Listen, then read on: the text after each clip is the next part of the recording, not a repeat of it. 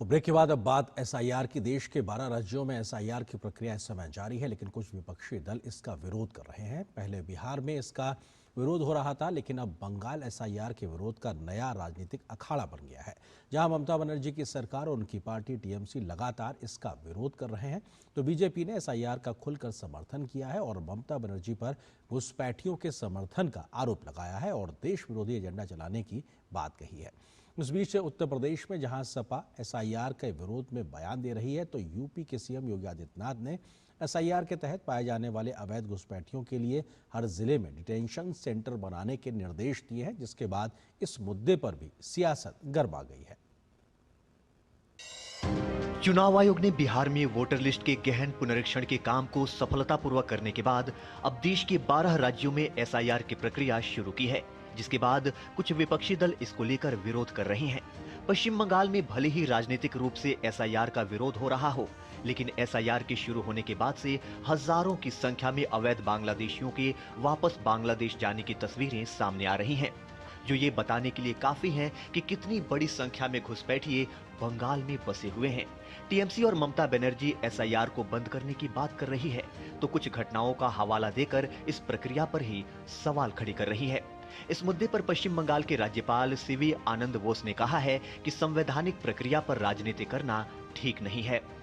What the Chief Minister has pointed out has to be examined in detail, in depth, and I am sure that we have an election commission which is strong enough, which has a balanced outlook.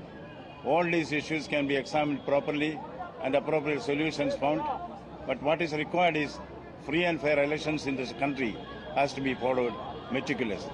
Bengal में ममता दीदी के विरोध पर BJP लगातार हमलावर है और आरोप लगा रही है कि घुसपैठियों को बचाने के लिए टीएमसी देश विरोधी काम कर रही है। बंगाल से जो घुसपैठी वहां घुसे और उनके जबरन नाम वहां पर लिखाए गए, क्या उनके नाम हटेंगे? इस बात का ममता को डर है कि एसआईआर के कारण उनकी सारी जो धांधली है चुनाव सूची को लेकर, वो सारी धांधली देश और दुनिया के सामने आएगी, इस बात का उन्हें भय है। बीजेपी नेता अमित मालवीय ने बंगाल की वोटर लिस्ट का हवाला देते हुए टीएमसी पर हमला बोला है और कहा है कि टीएमसी ने अवैध घुसपैठियों को वोटर लिस्ट में शामिल कराकर वोट बैंक की राजनीति की है। अमित मालवीय ने लिखा, 2002 में एसआईआर के बाद से 2025 के बीच पश्चिम बंगाल में मतदाताओं की संख्या में 66% की वृद्धि हुई। ईसीआई के आंकड़े बताते हैं कि जिन शीर्ष 10 जिलों में मतदाताओं की संख्या में सबसे अधिक वृद्धि हुई है, उनमें से 9 जिले बांग्लादेश से सीमा साझा करते हैं। जिन 9 सीमा जिलों में सबसे तेज वृद्धि दर्ज की गई है, वे हैं उत्तर दिनाजपुर 105.49%, मालदा 94.58%, मुर्शिदाबाद 87.65%, दक्षिण 24 परगना 83.30%, जलपाईगुड़ी 82.3%, कूच बिहार 76.52%, उत्तर 24 परगना 72.18%, नदिया 71.46% और दक्षिण दिनाजपुर 70.94%। शीर्ष 10 में से एकमात्र गैर सीमा जिला बीरभूम है, जहां वृद्धि दर 73.44% रही।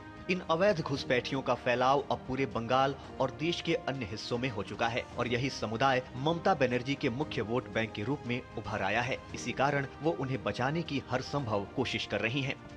जहां बंगाल में एसआईआर को लेकर सियासी बवाल मचा हुआ है, तो वहीं यूपी में भी समाजवादी पार्टी ने एसआईआर को टालने की बात कही है, तो कांग्रेस पार्टी भी एसआईआर के विरोध में बयान दे रही है। इस बीच यूपी के मुख्यमंत्री योगी आदित्यनाथ ने प्रदेश में पूरी पारदर्शिता से एसआईआर को चालू रखने की बात कही है और सभी जिलाधिकारियों को अवैध रूप से पाए जाने वाले घुसपैठियों के लिए डिटेंशन सेंटर बनाने के निर्देश दिए हैं। इसके बाद इस मुद्दे पर भी सियासत गर्मा गई है, तो कई मुस्लिम समाज से भी इस कार्यवाही के पक्ष में बयान सामने आए हैं। लेटर इलेक्शन कमीशन को लिखा है, तो एसआईआर के अंदर बहुत सारी त्रुटियां, अभी तो जो एसआईआर कर रहे हैं उनको ही नहीं पता है कि क्या है एसआईआर के अंदर। भारत सरकार का कानून है, तो सरकार अपना काम कर रही है और सरकार उन तमाम, और मैं समझता हूं कि खाली उत्तर प्रदेश नहीं, पूरे भारत के अंदर जितने भी घुसपैठी हैं भारत के अंदर हैं, उन सबको ढूंढ कर पकड़ना चाहिए और उनको जो भारत का कानून है उसकी सजा जो उनको देनी चाहिए या उनके देश उनको वापस भेजना चाहिए। उधर असम में अवैध घुसपैठ के खिलाफ राज्य सरकार की मुहिम जारी है। मुख्यमंत्री डॉक्टर हेमंत बिस्वा शर्मा ने सोशल मीडिया प्लेटफॉर्म एक्स पर 7 घुसपैठियों को वापस भेजने की जानकारी दी। बिहार में एसआईआर के मुद्दे पर विपक्षी दलों को जनता का समर्थन नहीं मिला था, लेकिन उसके बाद भी बंगाल में टीएमसी और यूपी में सपा के साथ कांग्रेस का विरोध भले ही देखने को मिल रहा हो, लेकिन चुनाव आयोग अपनी संवैधानिक जिम्मेदारी को पूरी पारदर्शिता के साथ निभा रहा है। लेकिन बंगाल की वोटर लिस्ट से सामने आती सच्चाइयां और अवैध घुसपैठियों की लंबी लंबी लाइनें इस प्रक्रिया की जरूरत को खुद ब खुद बयां कर रही हैं। Bureau report, DD news.